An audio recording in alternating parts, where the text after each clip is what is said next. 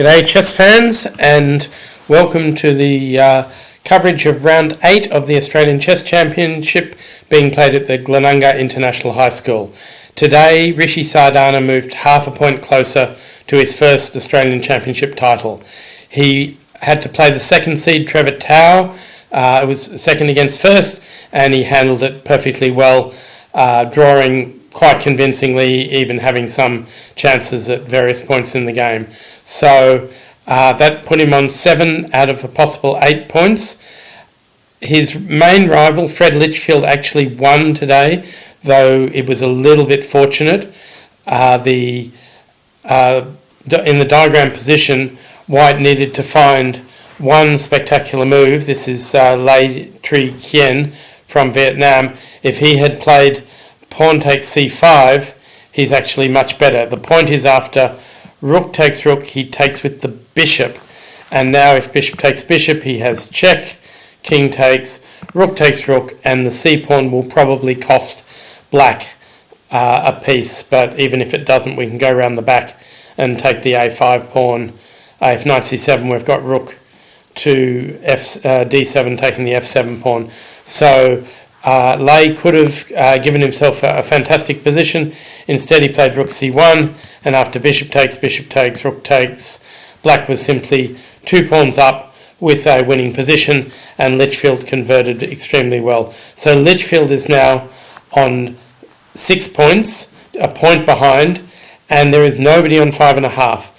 There are many players on 5, including International Master Stephen Solomon, but not International Master Gary Lane, who actually played the combination of the tournament, but lost the game instead of winning. Lane was playing against Yi Liu, who had a lot of bad luck before in this tournament. Well, this game was remarkably good luck. His position is pretty bad, and Lane found a wonderful combination. Bishop takes bishop, queen takes, rook g7 check, king takes, and queen e5. And now if bishop f6, we just take it and then take on d4. He played king h7, and now just a really unlucky choice by Gary Lane. He took on d4 with the bishop, after which black has good chances to hang on, and in fact after a few inaccurate moves, black was going to win. If white had taken back with the queen, the game would be just about over. The point is that after rook f7, which maintained the position for black in the game, white has knight d6. Now it doesn't look like that works so well after bishop takes, but it's this queen d3 check that makes all the difference. King to g8, queen takes bishop, threatening things like queen g6, queen h6, and white has simply a winning attack. Already enough material for the exchange, but the black king is so exposed that Lane will win. If Lane had found that, he would be up probably on board 1 in the next round. Instead, he's dropped back to the middle of the field. That was most unfortunate for him. Still, he won't feel as bad as Bill Jordan with the endgame disaster of the round, or maybe of the tournament. We have an absolutely drawn endgame. If white plays rook, h1, g1, h1, g1, black can make absolutely no progress. But Jordan went off on a frolic. Rook g8, which is very weird to start with. Now, unfortunately for black, rook d1, king c2 is not quite, actually is winning for white. Maybe that was the trap. So rook f2 was played. And then if you play rook g1 again, it's a dead draw. Instead, he waited, and after check,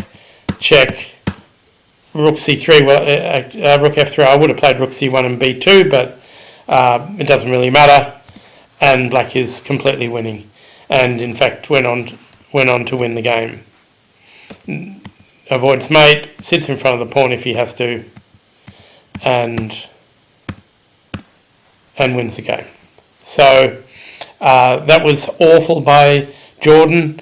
So the veteran in the field, the 66-year-old, got into all sorts of trouble.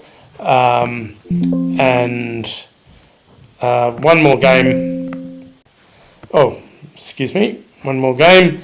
And this was the 9-year-old Rayanch Anaparetti. He's having a baptism of fire in this tournament.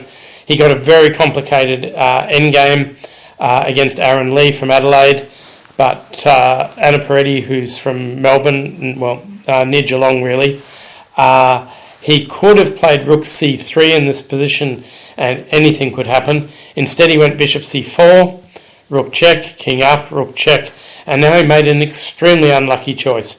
If he plays king e7, the position's roughly equal. Instead he went king e6. It looks like the natural square, but the wonderful rook c5 won the exchange. If bishop takes rook, we play bishop takes bishop check.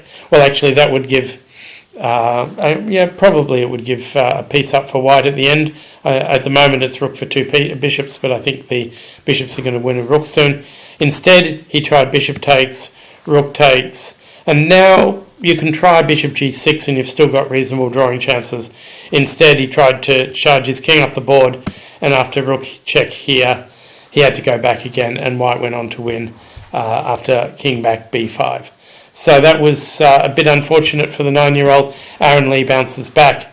There are other significant results. Daniel Melamed, the 21st seed, stayed up, admittedly with a grovelling draw against Sam Osaka, so he remains in equal third.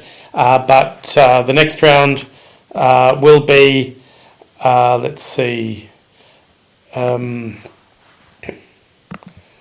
the next round is Rishi Sardana against Stephen Solomon, so his second international master in a row. The round will start at 2 o'clock. See you at the Glenunga International High School. Bye.